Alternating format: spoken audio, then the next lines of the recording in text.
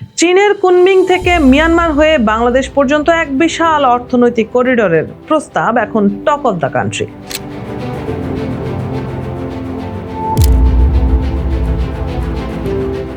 Beijing এর এই মহাপরিকল্পনা ঢাকার টেবিলে পৌঁছানোর পর থেকেই শুরু হয়েছে তুমুল আলোচনা।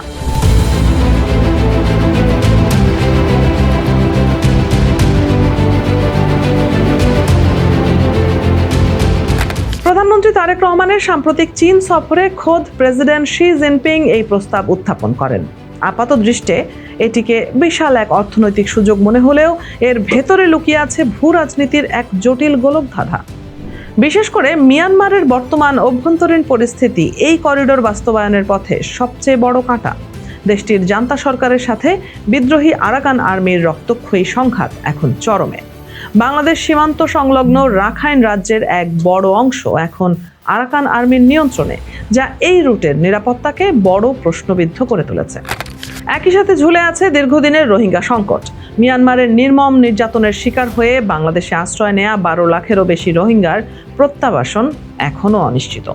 এই জ্বলন্ত সংকটের সমাধান না করে কিভাবে এই করিডোর নিরাপদ ও কার্যকর হবে তা নিয়ে ভাবছেন কূটনীতি বিশ্লেষকরা। তবে আশার আলো দেখাচ্ছেন সাবেক কূটনীতিবিদরা। তাদের মতে মিয়ানমারের চলমান সংকট ও রোহিঙ্গা ইস্যু থাকার পরও চীন যদি শক্ত ভূমিকা নেয় তবে এই করিডোর বাস্তবায়ন সম্ভব। এটি সফল হলে বাংলাদেশের অর্থনীতিতে এক অভূতপূর্ব রূপান্তর ঘটবে বলে মনে করা হচ্ছে। এই করিডোরের মাধ্যমে বাংলাদেশ সরাসরি যুক্ত হতে পারবে বিশ্বের দ্বিতীয় বৃহত্তম অর্থনৈতিক পরাশক্তি চীনের সাথে। শুধু তাই নয়, এর হাত ধরে দক্ষিণ পূর্ব এশিয়ার 10টি দেশের জোট আসিয়ানের বিশাল বাজারেও প্রবেশাধিকার পাবে ঢাকা। ফলে বাংলাদেশের সামনে খুলে যাবে বাণিজ্যের এক নতুন দিগন্ত। সরকারের পক্ষ থেকেও এই প্রস্তাবকে বেশ ইতিবাচকভাবে দেখা হচ্ছে। পররাষ্ট্র প্রতিমন্ত্রী শামা ওবায়েদ জানিয়েছেন, সরকার চীনের এই অর্থনৈতিক করিডোরের প্রস্তাবটি গভীরভাবে পর্যালোচনা করে দেখছে। এই করিডোর চালু হলে দেশের অর্থনৈতিক অঞ্চলগুলোতে চীনের বিনিয়োগ বহুলাংশে বৃদ্ধি পাবে।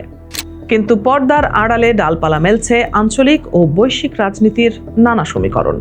এক যুগেরও বেশি সময় আগে চীন যখন ভারত সহ 4 দেশের BCIM করিডোর করতে চেয়েছিল, তখন দিল্লির আপত্তিতেই তা থমকে যায়। এবার ভারতকে বাদ দিয়ে মিয়ানমার বাংলাদেশ রুট করায় দিল্লির প্রতিক্রিয়া কেমন হবে তা নিয়ে সংশয় রয়েছে। বিশ্লেষকদের একাংশ মনে করছেন, ঢাকা যদি চীনের এই প্রস্তাবিত করিডোরে সরাসরি যুক্ত হয় তবে তা দিল্লির ওপর এক ধরনের কৌশলগত চাপ তৈরি করতে পারে। তবে অন্য একটি মত বলছে, ভারত নিজেই এখন চীনের সাথে সম্পর্ক উন্নয়নের চেষ্টা করছে, তাই হয়তো তারা চরম বিরোধিতা করবে না। আঞ্চলিক এই দ্বন্দ্বের বাইরে রয়েছে বৈশ্বিক পরাশক্তি যুক্তরাষ্ট্রের ভূমিকা। সম্প্রতি যুক্তরাষ্ট্রের সাথে বাংলাদেশের স্বাক্ষরিত বাণিজ্য চুক্তির কিছু শর্ত এই করিডোরের ক্ষেত্রে বড় বাধা হয়ে দাঁড়াতে পারে। ওই চুক্তির একটি অন্যতম শর্ত ছিল, বাংলাদেশ এমন কোনো চুক্তি করবে না যা যুক্তরাষ্ট্রের স্বার্থের পরিপন্থী। অনেকের ধারণা, ওয়াশিংটন মূলত চীন ও রাশিয়াকে ঠেকাতেই এই বিশেষ শর্ত জুড়ে দিয়েছিল। এমত অবস্থায় চীনের অর্থনৈতিক করিডোরে যুক্ত হলে বাংলাদেশ কিভাবে মার্কিন চাপ সামাল দেবে সেটাই এখন দেখার বিষয়। তবে সবকিছুই নির্ভর করছে বাংলাদেশের কূটনৈতিক দূরদর্শিতার উপর। করিডোরের পাশাপাশি এই সফরে আরও একটি স্পর্শকাতর বিষয় টেবিল গরম করে তুলেছে, আর তা হলো তিস্তা নদীর মহাপরিকল্পনা। তিস্তা নদী ব্যবস্থাপনা প্রকল্পে চীন শুরু থেকে শেষ পর্যন্ত, অর্থাৎ সমীক্ষা থেকে শুরু করে নকশা ও বাস্তবায়নের প্রতিটি ধাপে কারিগরি সহায়তা দিতে চেয়েছে।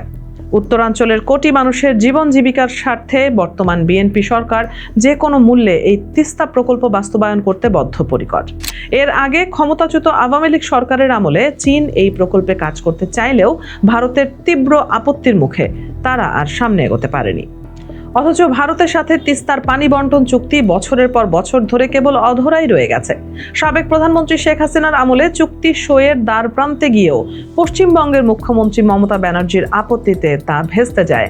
ফলে বাংলাদেশ এখন বিকল্প ভাবতে বাধ্যই হচ্ছে।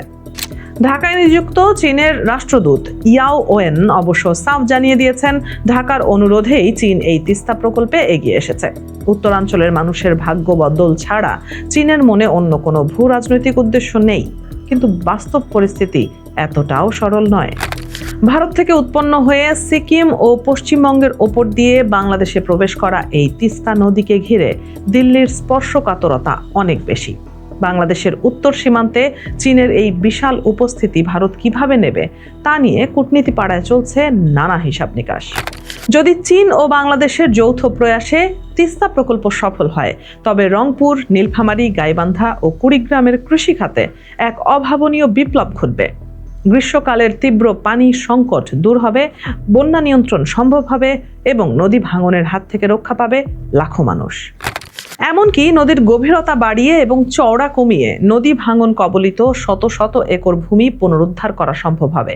সেই উদ্ধার হওয়া জমিতে ভূমিহীনদের পুনর্বাসন কিংবা নতুন নতুন শিল্প কারখানা গড়ে তোলার এক বিশাল সম্ভাবনা দেখছেন সংশ্লিষ্ট কর্মকর্তারা। কিন্তু এই সব সম্ভাবনার মূলে রয়েছে ত্রিদেশীয় প্রতিদ্বন্দ্বিতার এক বিশাল দেয়াল। সাবেক রাষ্ট্রদূতদের মতে বাংলাদেশকে এখন একসাথে চীন বনাম যুক্তরাষ্ট্র এবং চীন বনাম ভারত এই দুই অক্ষের টানাপোড়েন সামলাতে হবে। একই সাথে আঞ্চলিক সমীকরণও মাথায় রাখতে হবে। নির্বাচনে নিরঙ্কুশ সংখ্যাগরিষ্ঠতা পেয়ে সরকার গঠনের পর প্রধানমন্ত্রী তারেক রহমানের এটিই ছিল প্রথম চীন সফর। আর প্রথম সফরেই অর্থনৈতিক করিডোর ও তিস্তা প্রকল্পের মতো দুটি অত্যন্ত স্পর্শকাতর বিষয়কে সামনে এনে তিনি এক বড় রাজনৈতিক জুয়া খেলেছেন। বিশ্লেষকেরা বলছেন, ভূ রাজনৈতিক এই বহুমুখী দ্বন্দ্বকে বাংলাদেশ কতটা দক্ষতার সাথে নিজের অর্থনৈতিক সহযোগিতায় রূপান্তর করতে পারবে তার উপরই নির্ভর করছে এই দুই মহাপরিকল্পনার ভবিষ্যৎ। কৌশলগত ভারসাম্য বজায় রাখতে না পারলে পড়তে হবে চরম বিপাকে। আপাতত বল বাংলাদেশের কোর্টে। পরাশক্তিগুলোর চোখ রাঙানি এড়িয়ে দেশের অর্থনৈতিক স্বার্থ রক্ষা করে ঢাকা কিভাবে এই জটিল কূটনীতির পথ পাড়ি দেয়, এখন সেটাই দেখার বিষয়।